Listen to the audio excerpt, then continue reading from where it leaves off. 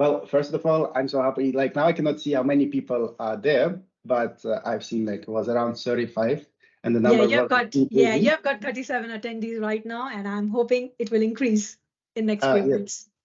absolutely. They think that my track is my session is at the same time as a lightning talk. And being honest, like right before the lunch, I usually go to the lightning talk. And that's why I'm so thankful to everyone who is joining my session. I will do my best that my session is also kind of lightning, so not overwhelming, and hopefully you can learn something new out of it. The topic I'm going to present today is turning data into influence, lessons learned from Disney Plus, inspired visual storytelling, and why actually Disney, right? Of course, I took it as an example. There could be any other streaming platform, but basically October this year, 2023, is the significant date for the Walt Disney Company, and it marks 100th year of anniversary, right? And of course, there is a lot, as also the data analyst and the people who work with the visualization and storytelling can learn a lot from them. And yes, and this month is also quite equally significant for me too, because I'm delivering this session first time to the large audience, and first time I'm presenting the Data Weekender. That's why in the end, like there will be feedback form. If you have any feedback, any comments, I will highly appreciate it. Don't be shy to share your thoughts with me. And yes, first of all, I would like to present myself. I'm Roman, senior data analyst working at Avanade, based in Frankfurt am Main in Germany. I like all the topics related to the data, the Power BI, mostly focusing on the Power BI, and I'm originally coming from Ukraine. You can see areas of expertise that's where I'm interested in, as a Power BI, collaboration with OpenAI, Azure, Databricks, Synapse, slowly going to the data engineering, visual storytelling, of course, as a part of this topic, Microsoft Fabric, and the big data analytics. If I'm not doing something related to the data, you could see like, okay, today is Saturday, is the like a weekend. You might be, if you're in Frankfurt around here, you might be seeing me in the parks, flying some drones. So this is one of the one I have. So that's more like for cinematic, but I also practice the FPV. So there are two things I can talk a lot about. So this is the data, Power BI, and if you have something to discuss about the drones, just ping me. That's my personal hobby. That's been said, let's cover the topics, what I will cover today in the next 1 hour.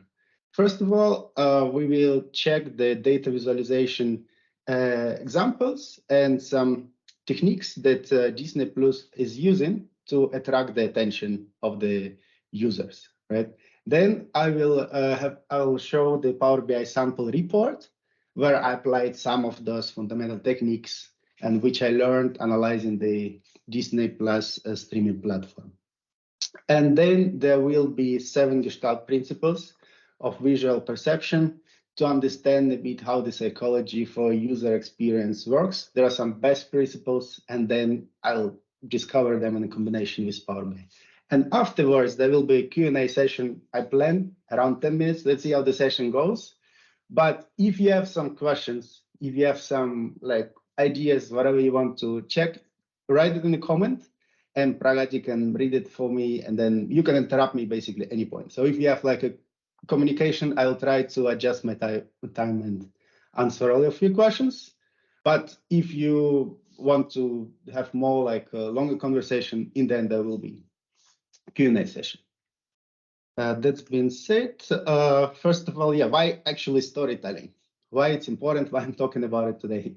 In the digital age, I believe that we are in a constant competition for people's attention, right? Doesn't matter what we are doing. We are developing some reports, or we are planning design for the streaming platform, or we are planning design for the website, any kind of platform, we need attention, right? So we already have like so much data. Our problem is now to filter it and to attract the attention of the end user more than like couple of seconds, that they don't lose the interest and don't switch to the next to the competitor, for example, right? So that's why I hope some of the findings that you will discover today, you'll find them useful, and that will help you with your reporting. Yes, so first of all, let's start. I'll start the analyzing how the Disney Plus is working, how their like visual interaction with the user is. First of all, when we just open the Disney Plus website, right, streaming platform, the first thing, what are we going to see? We are going to see the personalized profiles, right? And this is an example that I personally love to use when I develop my reports. I always have a couple of pages, and the first one, it's always like a landing page where is the very basic information where you can pre-filter, and depends on the who is going to use the report or like kind of KPIs you want to discover. But we can see that that user is not overwhelmed with the information. Here is like a very basic. We just kind of navigating and helping the user to get what they want in the end, right? And then they can pre-select it what they're going to analyze, and that's what basically Disney Plus is doing. Personalized profiles. That's the first point. The second point, if we decide, right, so where are we going to, what are we going to analyze, right? So we decide, okay, I'm this user, right? I'm belong to this group, or I want to analyze this kind of KPI. So the next thing, what the Disney does, it brings you to the main page, right? And the first thing, what attracts our attention, we can see this big eye catcher on the top. You can see it's also quite minimalistic here design, so because they don't want to overwhelm you with information. But basically here, everything is pre-filtered. You can see this, it's like based on the machine learning algorithm, they different personas going to see different eye catcher here. So like if you are into Marvel or Simpsons or like any kind of cartoons, it will probably show you some cartoons. If you like dramas, it's going to probably pull some thrillers, it's going to show you thrillers. In this case, again, like we make the Disney does like their thinking instead of end user. So they make them to work less as possible, and basically that they spend less time in searching what they want to see, and they kind of propose you and what like recommendation for you. You could see those big tiles here that helps you to navigate, and basically that you have less time. You need to spend less time and to find what you want to watch, right? So the next thing to mention that there are big tiles, right? So there are no like some complicated lists of like slicers, no tables, like it will never work. So in this case, we could see big tiles here, like pre-selected that you can click on, and then basically you can see directly be navigated to the movie you want, right? And like you could see here even bigger. So there are basically 3 layers of tiles. So the eye catcher, big tiles here per category, and then they are going like highlights or recommendations for you, featured, again, everything based on the machine learning algorithm, pre-filtered. In Power BI, for example, we can do it, with the bookmarks or something, depends on the user who is going to watch. We can also do this different experience for different users. The next thing, yes, I already mentioned the pre-filtered categories. The thing what is attracts at least my attention, always, like when I look for some movie, right, in Disney, though there is always pre-filtered category. You will never see the whole list of something, right? So it's always something like most streamed pictures, like I don't know, the best comedies, the best cartoons featured, something what is getting awards, and there are just a few of them. So basically, you're also not overwhelmed with the choice because you see, okay, like I have just those 4. Most probably like 2 or 3 I've seen already. The decision is quite clear. I'm going for this one, over this one. Maybe I haven't watched this one yet. And that's the point. That's not overwhelm your end user with a number of options and choices. Of course, if they want to filter, they want to find something else, there should be option. But in most of the cases, the user, they don't really know, like it depends on the level of the user, right? But if it's just the general, I don't know, CEO, CFO, they not really knowing, what is going on in this report, and they want to have just the main KPIs, main data, have it here, and then see that everything is doing fine. In this case, these pre-filled categories are perfect. So it just here attracts your attention directly. Big tiles, again, big titles, very minimalistic design with a small option to filter and refine your categories. But basically, it's kind of decides for you what you, or gives like the most probable option to choose to watch the movie, right? The next thing, what is also quite common, I think in most of the streaming platforms, at least I know, they use the dark mode. And that's what there is a lot of like conversation. Should it be used in the for designing the reports, or like is it what is better, right? Is it dark mode, or is it just the standard white background? How I see it personally, right? Of course, in most of the cases, if they have already the predefined the standards and templates, and if they have to use the white one, the not the dark, the light version of the your report, of course, you need to stick to that one. But if you have an option to choose, right, or they don't know, like what if you're doing some presentation, first time, or like they let you choose. Me personally, I always go for the dark mode if there is the minimalistic design, right? So then it helps somehow. There are a lot of researches, right? But basically, why the streaming platforms are using the dark mode, because it helps you to relax. It's kind of easier to read the information on the dark background if there is if the design is minimalistic, right? Of course, if there is a lot of like numbers and tables, then maybe the light version is a bit easier to consume, like reading the books and so on, because there is a lot of text.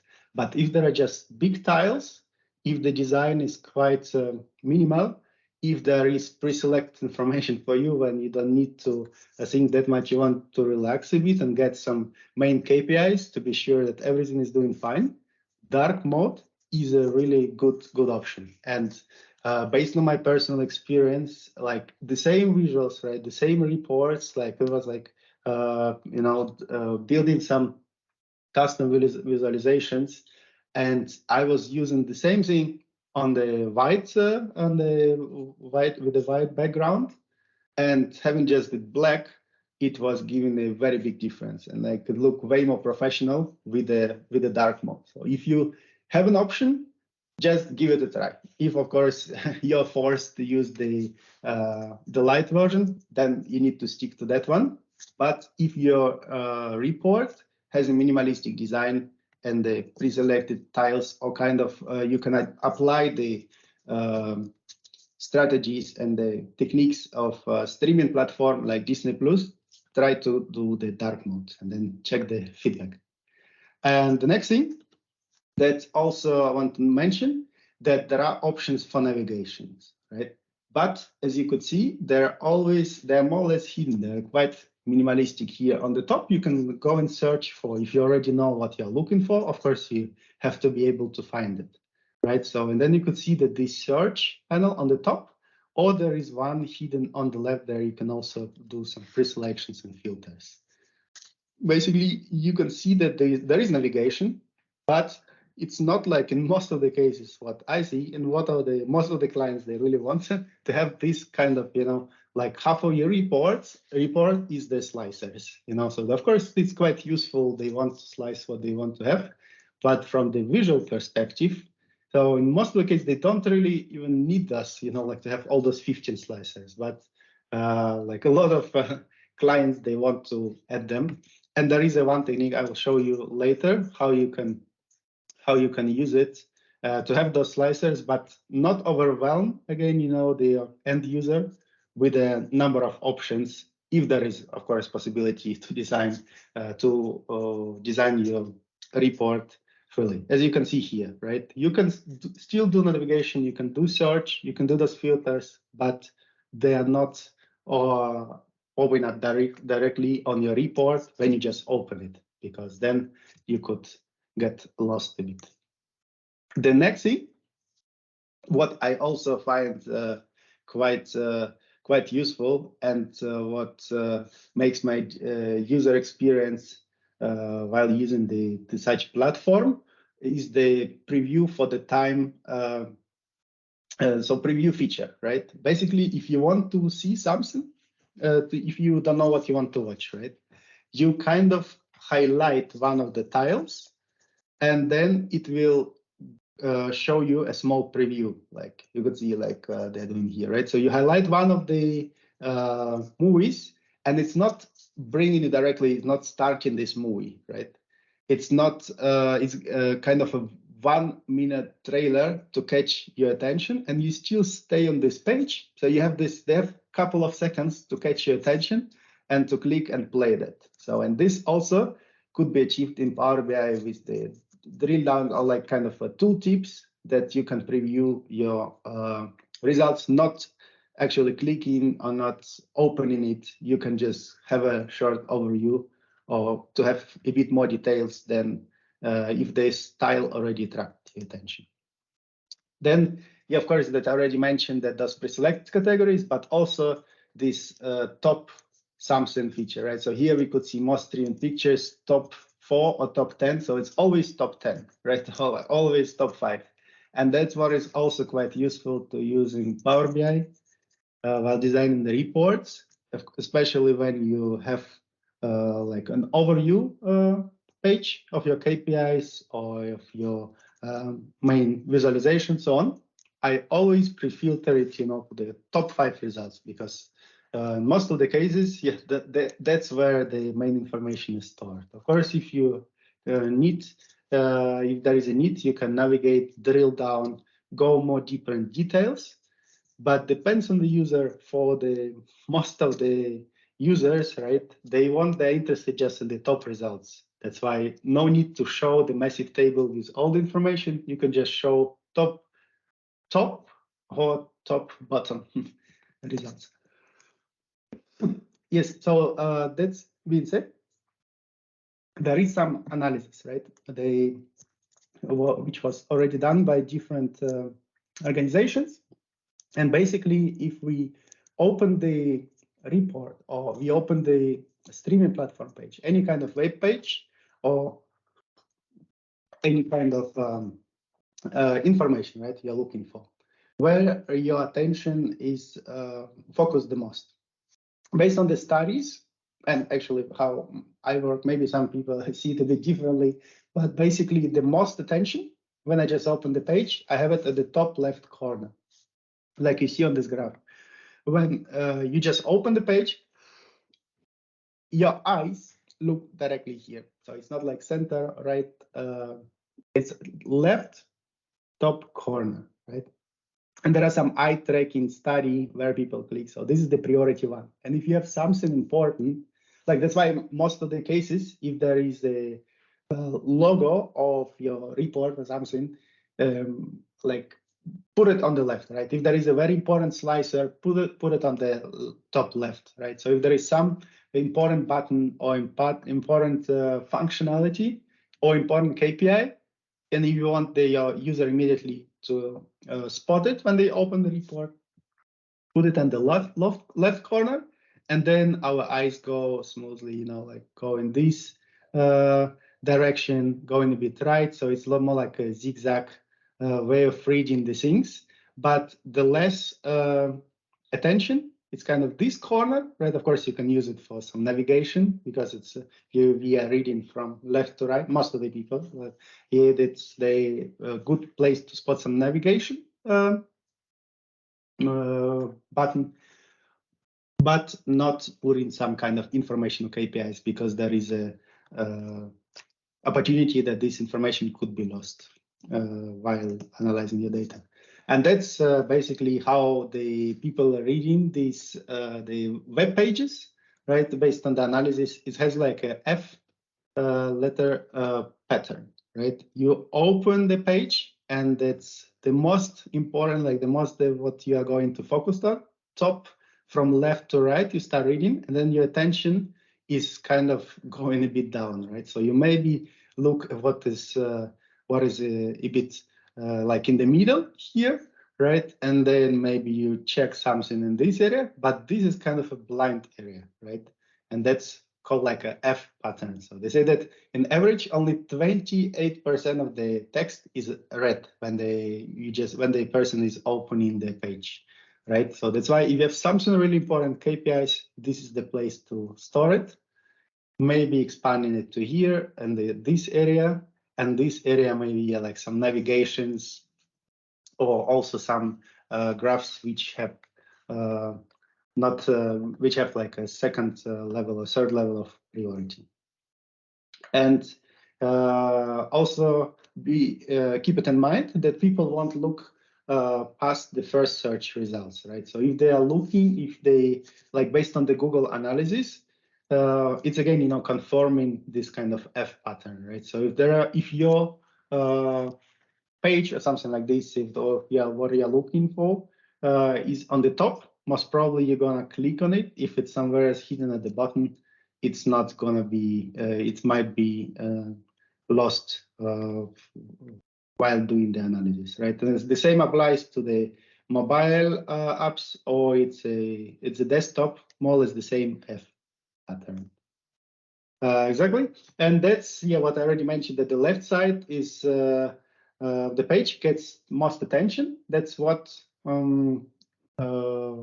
web users spend 80% of their time viewing the left side of the page, and only 20% of the right side. Right? So that we could see also what is here on the left side. There is this hidden slicer panel, or like the logo, like a small, all this navigation thing is on the left side. So you open your report, it's on the left, and then if you want to go further, if you're not interested in this page anymore, you will look for something on the right side to switch, and then click going right. And if you have some vertical menu navigation, you can place it on the top where the attention is attracted the most, or left side. So that those two options, it gives the best user experience, right?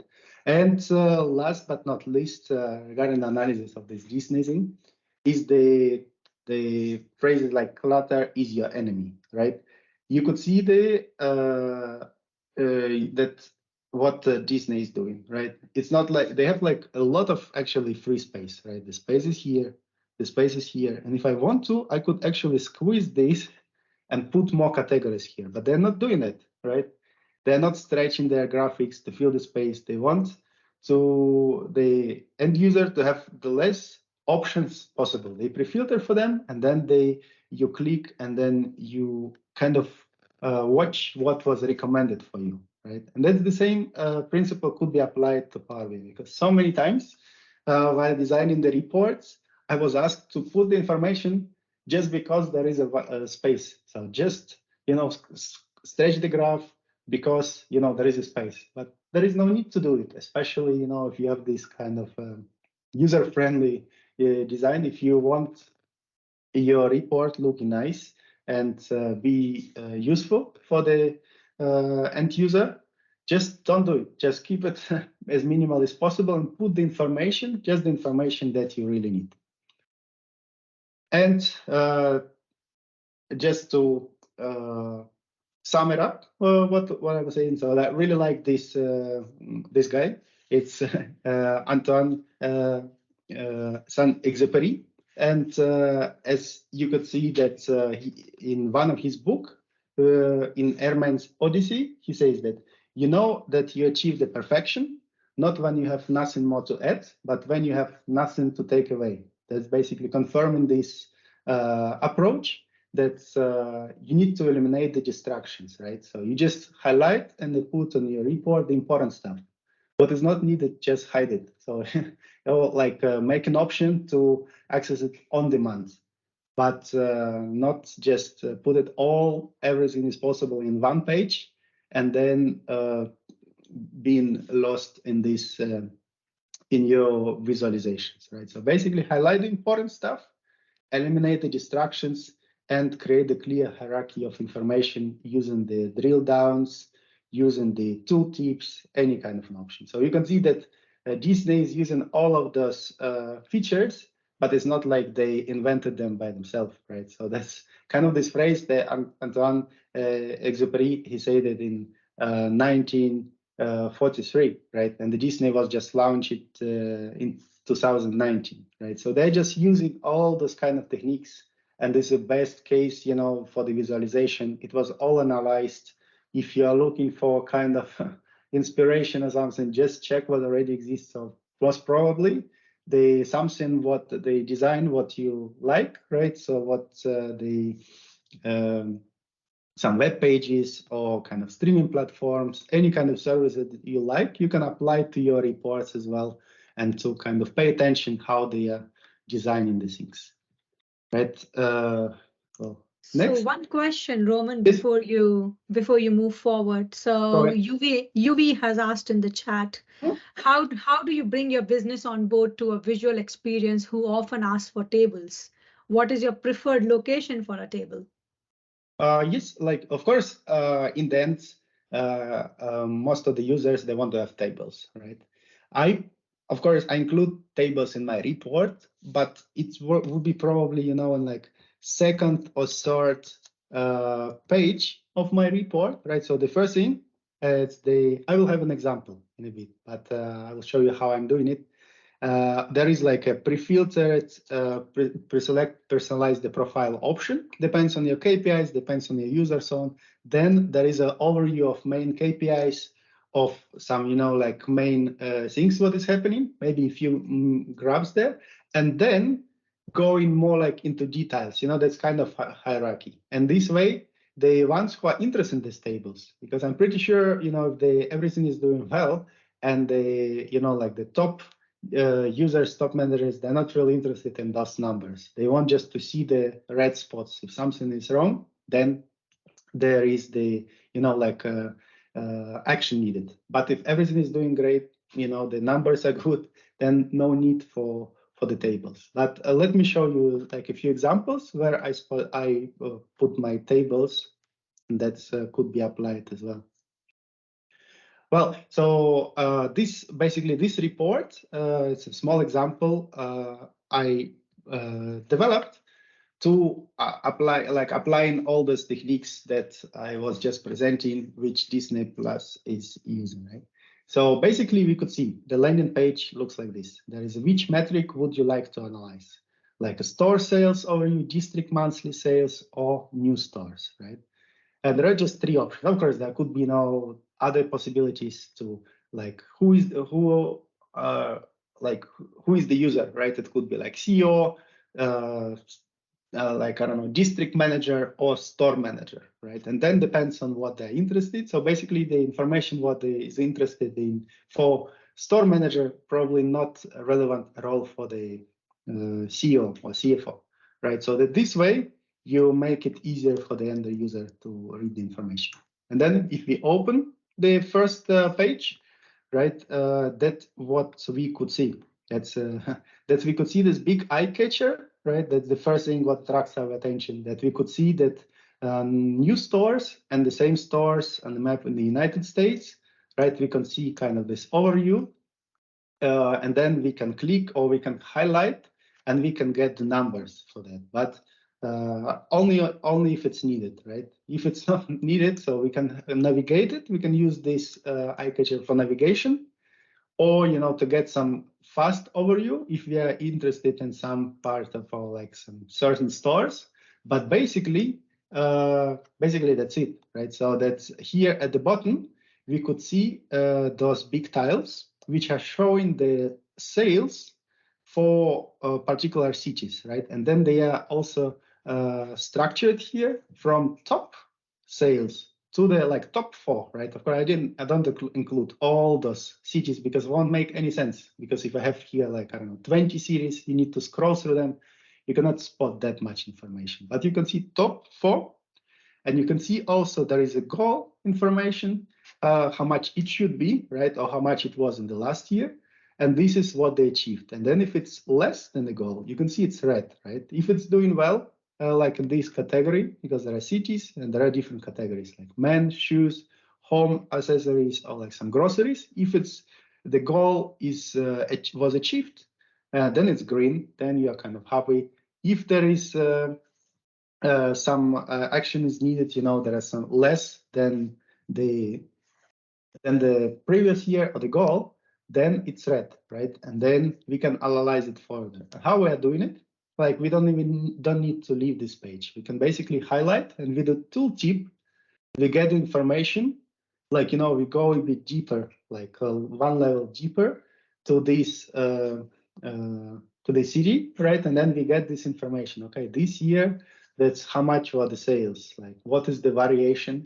So basically, we deep dive and we get information on demand, right? In the case when we need it, and then we can spot. Okay, this is the result. If we also want to get a bit more information, there is always an option to click and then get some. Ask the question. I want to have like total sales in New York, and hopefully it can find it. So the this city, but basically you can see total sales here. We could get this information, right? So if not even this list, if you are interested in some particular city, we don't need to look at on the map. Of course, if you know where this Lexington is located, you can maybe spell it fast on the map. But you can also use this navigation and find the information, right? And yes, and then if you say, okay, this information is not enough, right? I want to go more, and I want to go and learn more about the district sales, right? So you can always go back to the homepage, or you can navigate to district sales, where you can already get more information, right? For more categories, right? This is more like a deeper level. You can see here last year sales, this year sales. You can see the variance, right? You can see also which categories. We can see the shoes are doing pretty well, and then in the like groceries are doing a bit worse in this case. And we can see total sales per chain, right? So which chain is selling the most, which chain is selling the less. And again, here I put this kind of option to show slicers. As you can see, it's hidden. It's not like we have here a bunch of slicers and then we are not overwhelmed with this information. We have this option. We open this slicer and we say, okay, I'm interested just in this chain, right? And then the information is adjusted. As soon as you're just interested in this category, right? So maybe you want to see multiple categories. Then you also have this option, and then you analyze that, and then you can clean and all the slicers, and then you can get a bit more information, right? You can get a bit more inputs. Again, here there is this option where you can check, I don't know, some total sales per categories, right? If you have more information, but it's kind of hidden from the main overview. If this is good enough for you, then you're fine, and then you get the information that you need. And if you want to have more information, you can always, go to the next page, and that's where you have these tables where you can see the district sales, right? You can see the increase, decrease, what was the main influence on that. You can see if the goal was reached or not for the different directors of the different chains. You can see who was doing good, who was doing a bit worse. Again, helping you with the colors. You can also what I forgot to mention, that don't use that many colors for your visualization. You can see it's quite minimal, that you have mostly in this case that you can see if it's green, then it's an increase and then it's good. Then your sales went well. If there is some decrease or some point which needs a bit more attention, it will be painted in red with some conditional formatting. But that's basically the approach to have your tables. Of course, you're gonna have your tables, or most probably also your report. When you have, you design it quite nicely, you publish it, everything looks nice. And the biggest, the request I get the most if it's possible to extract it to export it to Excel. Of course, it's possible. You know, it's Power BI. Yes, there is this function to export it to Excel, but that's not the functionality of. That's not the main purpose of Power BI to have like all those tables. But of course, if it's needed, you can always include them, but not on the first or second level of the information analysis. Put it immediate, you know, deeper. Like if you really need those tables, if you need them on demand, of course, you can analyze the information in the tables. Tables are very useful, and they show, if you want to show the numbers, that's the way to go, right? And yes, basically, that's it about my report. That's the kind of design I used for the visualization, applying the best techniques of Disney Plus. And the next thing, that's just to sum it up, what to remember, right? Roman, just a quick question which you showed on the previous slide. So this is a question from Evaristo. Sorry if I'm mispronouncing your name. The question is, how do I get this in Excel? So he's asking, how do you get this in Excel? And I'm assuming you're asking about the table that he has got at the bottom. Can you be more precise on your question, Evaristo? So I think when you publish, like I'll try to answer, and then you can say yes or no, or that's what you wanted to know. Basically, when you publish your report, right, and then there is an option next to the visual, like, or you can export to Excel, and if you have this table, there will be this option, like I think it should be over here, like export data, right, and then you export it as an Excel format.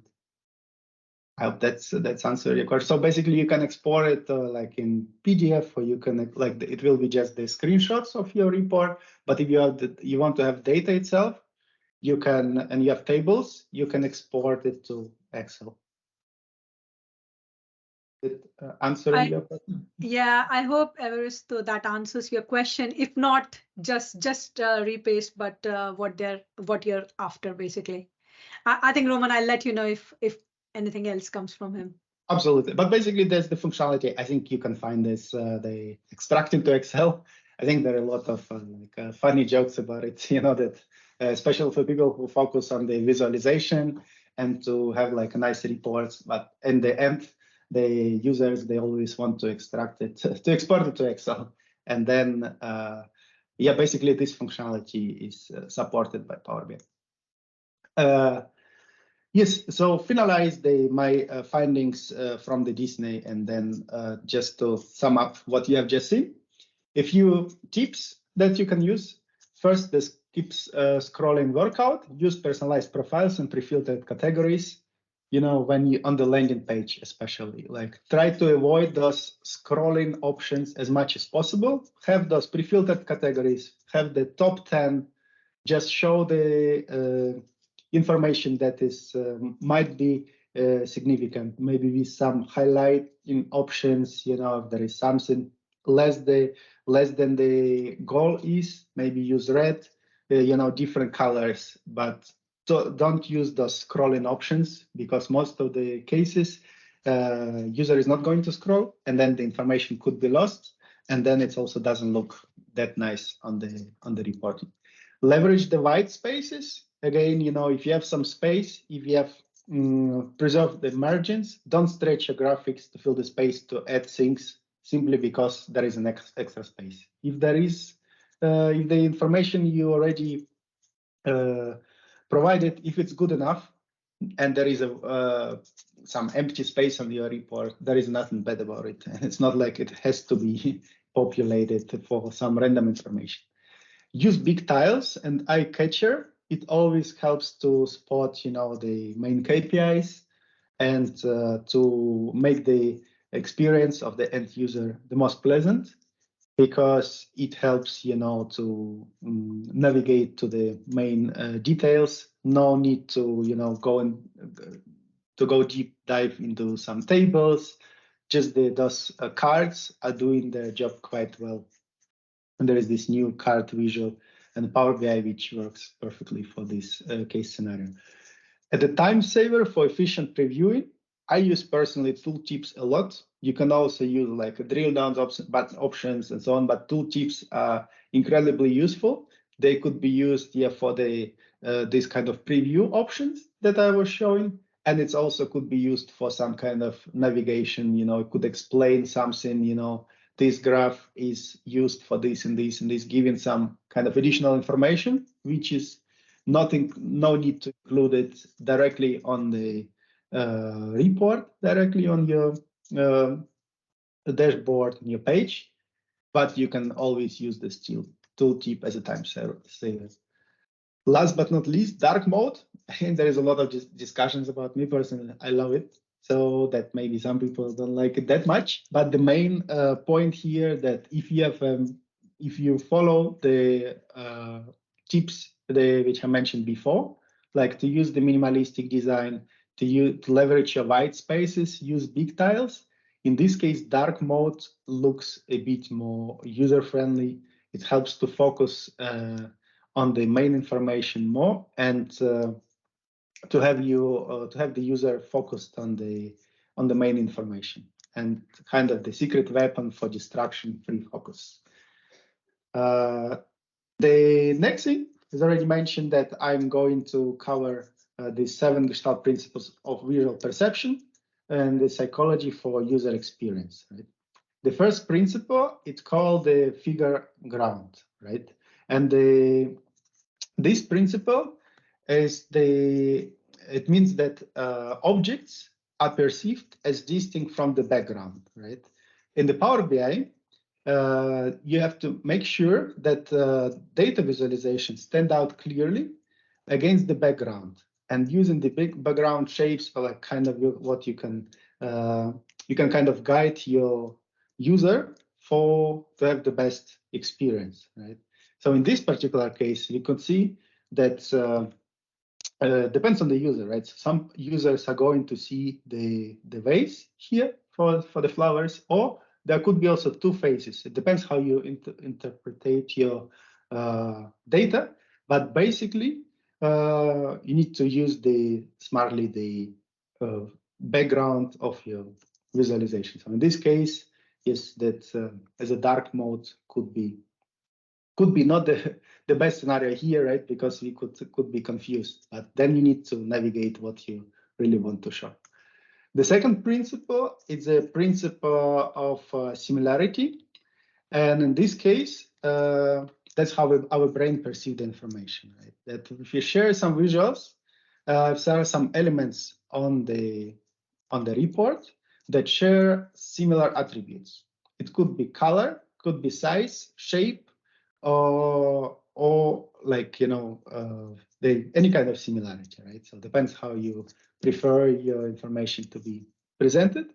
But basically, when you're creating the Power BI report, it's very important that you need to use consistent colors. It cannot be that one KPI or like one kind of like measures, they have one color on one page, on another page they have another one. Then we have our brain is being confused, and we are kind of need to figure out, go to the legend and see what is what. Basically, need to be consistent, right? So if we have some kind of charts or visualization to keep it more consistent for some particular categories, use this color or use this kind of visualization, and then it needs to be consistent all along your report. The next principle, which could be applied to Power BI reports as well, it's called the principle of proximity. And this principle means that objects that are close to each other, our brain perceives it as a group, right? And then how we can use it in Power BI, we can cluster your data points together on the dashboard to create kind of a logical groups. You don't need to put, in this like put them in a box. That's also an option. But even if you have some kind of, KPIs related to the sales for the districts, right? So put them in one side of the report. And if there's some KPIs related to, I don't know, like employee performance, it goes to another side, right? Because they're just split into different groups, like different graphs, it's already helps the end user to differentiate these logical groups. The next thing is the common region. That's basically, even if the whole information, like we see on this example, even if they're all the same identical, those circles, but because they're put in some boxes, right? So our brain differentiate them, right? So yes, okay, those are in this box, those are in this box. So there should be some reason behind it. And that's actually the idea in Power BI, that we can place multiple charts inside of visual containers if there is a if there is an idea behind it, right? So they should be differentiated. If they are not, no need to use this kind of frame to put your visualization. So just leave it as it is. Otherwise, our brain can misinterpret the information. The next thing, the principle of continuity, that we can see that elements arranged in the continuous line are perceived as more related than those are not in the line, right? So basically, in Power BI, using smooth lines and line charts connecting the data points help us to see this kind of continuous relationship as a time-based data. So that's like one of the best examples. So basically, if we have, like a kind of KPIs or tiles, the visualization, like top 5 categories, it should go in the line. It's not like it's always better to have it in the line. In some cases, maybe some those marks, or like you can put those KPIs in the vertical way, but always keep the line. So it could be a vertical, or could be some cards, could be stored horizontally, but never overcrossing the data, because otherwise our brain is going to misinterpret the data. The next thing, the principle of closure that we could see here on this example, that people tend to perceive the incomplete shapes at the whole figure, right?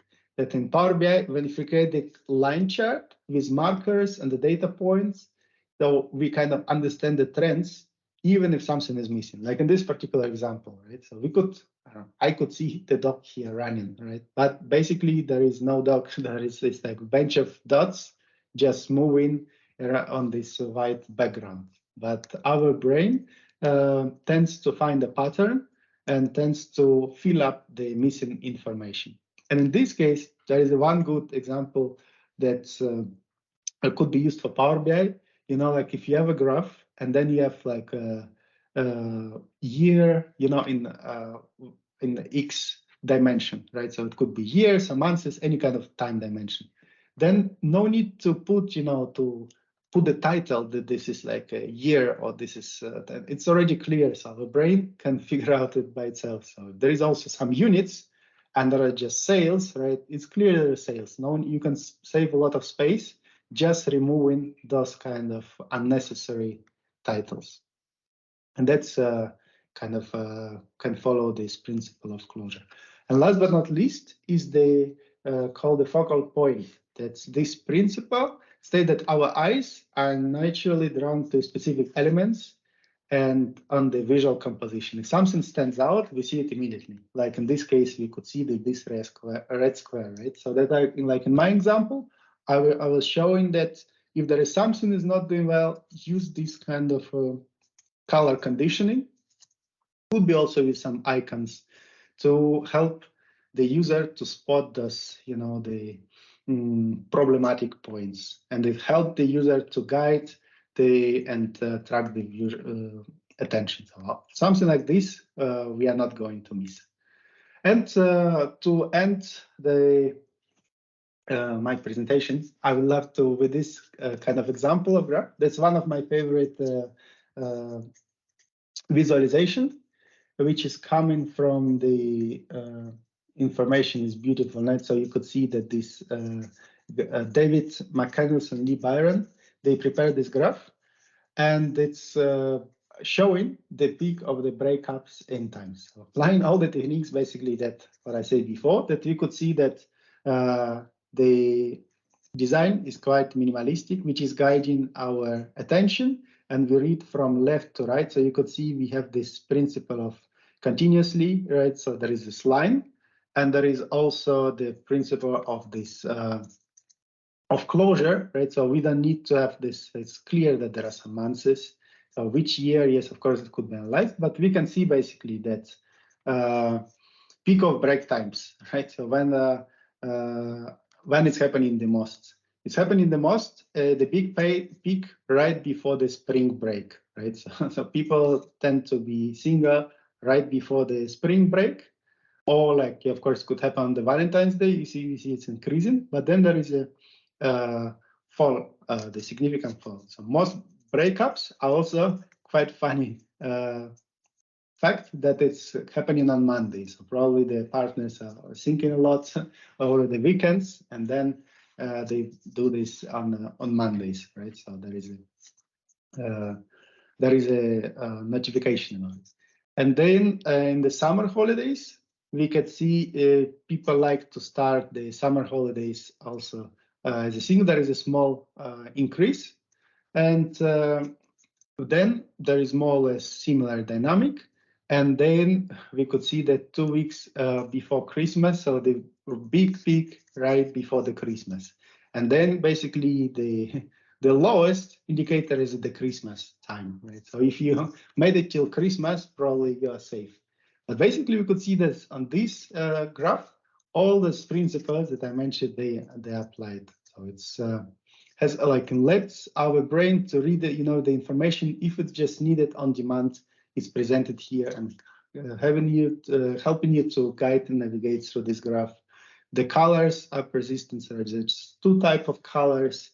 The small, like the tooltip, small notifications that help you to read through your data.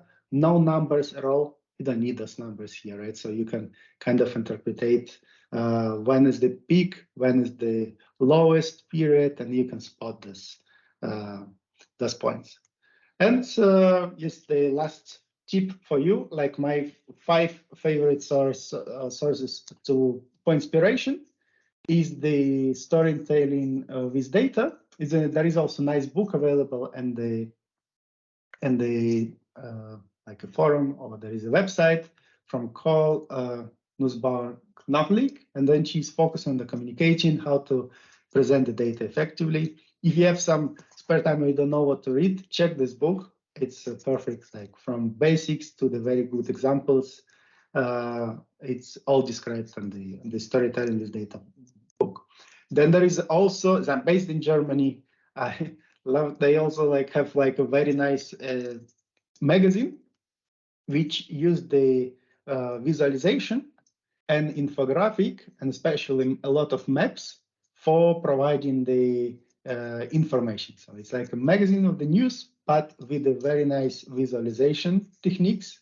And there is an Instagram, or you can check on their website, or you can order the magazine directly. So a lot of cool inspiration opportunities for your visualizations you can get from this website, Catapult. Then Help Me With is the third source which I can recommend. It's basically the website where you can submit your visualizations, and then you get the feedback, and there is a kind of a conversation which can improve your visualization. If you have some doubts, what should be improved, there is a very nice source to get third point of view and opinion on your visualizations. And the number 4 is this Make a Powerful Point. It's the also nice source for fun and easy way to adjust to create content and how to present the data. And last but not least, because you also can learn not only for the best case scenarios, but there is also not the good visualizations options. And this website called basically WTF visualization, where the content is described, and it is a kind of a collection of the worst visualizations ever. So basically, you can go and look for it, and then find how your report should not be designed. So you don't repeat the same mistakes that someone already did. So they're just the real examples from the bad visualizations. And yeah, that's been said. That's it. Hope I'm good in time. I will be really happy to hear your feedback because yeah, like this session I'm presenting the first time for the big audience live. So share your feedback. There is a QR code that you can scan. I can also post a link in the chat and give me comments. Yeah, you have some comments. What should be updated and if you like something, if you didn't like, I'm happy to hear all kind of information. And we can stay in touch. You can find me on LinkedIn or just ping me an email if you have any particular questions. Thank you very much.